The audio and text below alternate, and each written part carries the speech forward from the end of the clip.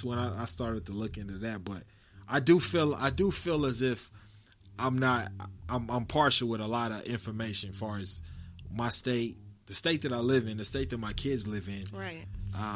So this is informative just for me, right? We're having this conversation and just knowing that I'm slacking. I will admit I'm slacking big time. I've never registered to vote, Shay, ever. Well, that's something you could decide to do today and go and register tomorrow. Where would I register at? Like, I literally do not know where to go and register to vote. We have the election board downtown. It's right off of Denver, around past the sheriff office, and you can look it up. I don't think you can register to vote online in Oklahoma yet. But there's voter registration forms. I actually probably have some in my car. Wow. We have people who do voter registration drives all throughout the community. You fill that out and send it in or drop it off. And then I think, requesting an absentee ballot. And that what happens is when there's an election in your registered district for whatever it may be, school board or whatever, they'll send you the ballot in the mail. And that way you don't even have to worry about getting to the polls or whatever. You could vote as soon as you get that ballot, and I think you get it notarized and you send it back, and that's taken care of. That's taken care of, yeah. So when is the next election coming that I need to be on, that needs to be on my radar, where I need to be looking for? Right now, there's a couple special elections going on. Actually, tomorrow, Wow. in Broken Arrow area and some South Tulsa, there is a special election for House District 75 to replace Dan Kirby, who had to resign after the sexual assault allegations and the payout earlier this session. So they're gonna fill his seat. So hold on. A little controversy never hurt a podcast. Wait. So this guy was involved in sexual allegations? Was he sexual convicted? Harassment allegations? Something transpired where there was an employee that was paid out to, I guess, keep things under the table or whatever, and that was the reason for him to resign, and the governor called a special election. There's six special elections going on. There's 6 open seats right now in our legislature. So this is, this has been an interesting session. Wait. So is that guy done? Like, he can never run again? He's done with him resigning? Is he, or with him like? I haven't looked into that, honestly. I don't know. I would assume that he wouldn't, but I don't know. That's something we could both learn more about. Yeah, because I wonder if it's like some kind of loophole to where as if he was to be. I don't think any criminal charges were filed against him. Okay. But we do have we had one out of Oklahoma City, a senator who had some criminal charges pending against him for something that happened. Wow. Involving some questionable things with a minor. Wow. Well, I mean, it happens. Yeah, I mean, and we should know this because these are our leaders. These are people who, are wanting the best for us and our families, and that's something's not adding up, and it's our job. It's our job to hold them accountable and to check what's happening, and it's our job to know what's happening. So I've like I said, I will admit to all of my listeners, anyone that's listening, whoever, if you're slacking in this department like me, you can relate to me not voting, not having any kind of belief in our government. Mm-hmm. I guess it's something that I'm not saying up and change right now and run to the ballots. I'm just saying, like, maybe it's some more. I'm saying run to the ballots. Well, for Shay, we all have an issue. I mean, honestly, like, if you have a sick parent or something and you're caring for elderly folks, our representative here from Tulsa, Regina Goodwin, just got legislation passed, the Caregiver Act, to offer support for those kinds of families. I mean, you don't have to be involved in everything, but I always say, we always have that thing that keeps us up at night. But we need to find that thing that gets us up every morning. And for me, that is helping people be more involved, knowing how to show up and pay attention to what's happening in my community and being active and present in change, in making change, and in causing change, and in affecting change. And that's how I go to sleep knowing I did what I could today. Let's see what tomorrow brings. And you might get knocked down. This session we had a payday lending loan that was actually passed. It passed in the House and the Senate, which means it was on the governor's desk for her approval to sign into law that will allow for 17% interest per month on a payday loan, which is a 204% per year, causing like a $1,500 loan to cost like $3,000. And I don't think there is any one legislature who would say to their loved one that's struggling to go down the street and apply for this high cost loan. No, and we don't need that kind of legislation when we're in a 7-year of a revenue failure and we're not supporting our core services and we're not funding education and health care. So the governor actually vetoed that law on that bill on Friday. And so thanks to her for standing up for our families and our communities and letting our legislators know that, this is not going to fly right now. We're in a critical time for our state, and we must invest in our futures here. Wow. What about the I'm still stuck on the caretaker law that you was talking about. What could you explain that a little bit?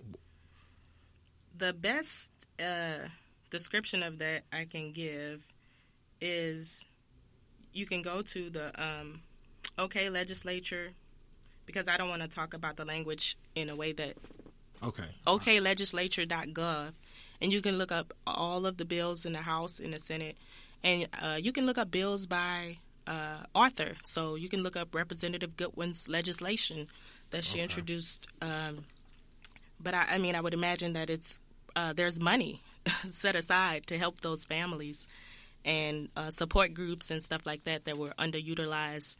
So now we're going to start to benefit from those resources. So it's a great resource for our community. And I have a lot of people in my community, kids even, being raised by grandparents, and we're aging, and we have a lot of loved ones taking care of family members. And so the correct term for that is caregiver. You might have an aunt, you're her caregiver, you're her primary caregiver. For people who are not in some nursing home or retirement home or assisted living facility, they're at home being taken care of by loved ones. Yeah. And we need to reach out to that group. So that's what this law is going to do, and I think it's amazing. It's incredible. I do too. I want to send a special shout out to my grandmother. She raised me. I'm your caretaker, Grandma. If anything ever pops off, I love you. I just had like an idea. Well, I wouldn't say an idea, but I just had like a light bulb moment when you said something about passing these bills and drawing up these bills. So basically, you're running for one of those seats to be able to implement change in laws. Correct. Yes. Wow. I just pieced that all together with the last part that you just was talking about. It makes sense. Like I get that. So with everyone that's there locally, going around, being involved in the community, and then also I want to talk about the organizations and stuff that you do. A lot of volunteer work. Being out in the community, then you go back. You'll have a seat up there with the peoples to be able to say, you know what, this is affecting us, or this is affecting teachers. This is affecting. And you draft up these bills and these laws to try to get them passed. And then it's on us. Okay, Shay's doing what she's supposed to do. She's out researching, digging in the community, finding out the issues that hold people back. Right. She's going here. She's drafting up this. She's putting it out there to all of them that this is what needs to be done. Boom, now it's time to go and vote. So that's on our end to get out there and vote for that particular law. To bring it to effect. Well, so if there's a state question, that would be on your ballot. But in the legislature, so like Regina Goodwin's bill, for instance, the people who are elected, they vote on the House floor. That's what happens during the session. So let's say, Bill 101 for public education, everybody gets to decide yes or no, and that's how it's passed. And then, it goes to committees, and then it has to pass out of there. So the people that you elect to represent you, who make legislation, vote to enact other legislation, unless it becomes a state question, and then you can actually vote on it. But what's good about state representatives and state senators, and what I aspire to have, is a relationship with my constituents, with my group, the people that can vote for me, to where they're keeping me involved. I'm involved. We know what's going on. We're having monthly meetings or weekly coffees. Yeah. I'm welcome into your house. You can come to my house. We have such a strong sense of community that while I'm up there on the house floor, you can go to sleep that night knowing your voice was heard, that you were represented, and we're not having that kind of reassurance today. And so that's something that that's another thing that I commit to ensure, that I'm not voting against your interests, because your interest is my interest, and we got to invest in our futures. So, a quick question, kind of piggybacking off of what you just said. So, if you pass this, you bring this law or this bill about for education or for teachers, and of course everybody doesn't agree on it. We should do this. Or the people that don't agree on it, like what would they like? What are they standing for? Like, do they want the funds to go elsewhere, or are they just not for education because they don't feel it's going to benefit our state? Mm-hmm. Are you talking about legislatures or residents, voters? Both, I guess. Like, because if you was to draw up something that says that for as far as increase the teachers' pay, like, who is fighting against that? Is it the people that's in the house and in them chairs, or is it the people amongst us that's voting, or is it both? My best answer to that is that I truly believe that we have legislators who care about education and the lack of funding for teachers. But I believe what we're seeing is the issue is not that we don't want to fund education. It's where the money is going to come from to fund education. And that's, I don't think they're against, anybody's just blatantly against teacher pay. But the struggle is in appropriating the funds, and rolling back some tax cuts to corporations and increasing, the gross production, and those kind of things are what's keeping our communities in limbo. Getting beyond that, yes, money. So it's interesting. It really is. It is, and that's what we talked about. You learn something. You learn something every day when you open to listen. But that's just kind of crazy. Like, I guess money controls it all, or has its imprint on everything.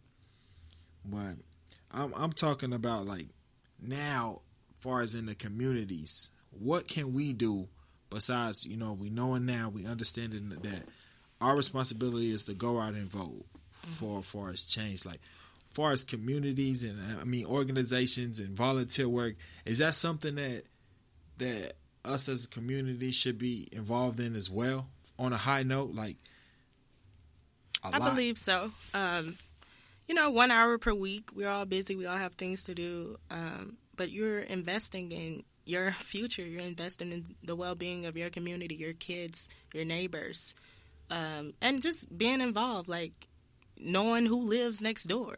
Yeah, if you needed a cup of sugar, it's sad, to live somewhere and not even know your neighbor's name. Yeah. And how do you know if your kids are safe? You don't even know who's in there. That's true. That's questionable.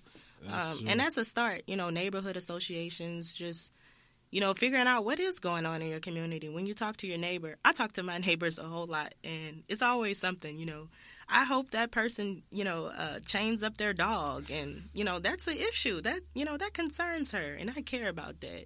And had I not, talked to her, I wouldn't know, It's different now, though, Shay. Like, I remember when we was kids, we knew everybody on the block. Right. We knew everybody in our community. I moved here, and it's just sort of like you know, the fence is just too high. Like you can't get through because a lot of people keep to themselves and then isolating themselves. Yeah, especially because you don't know. Like with the last couple of years, 5-6 years. I mean, can I blame the people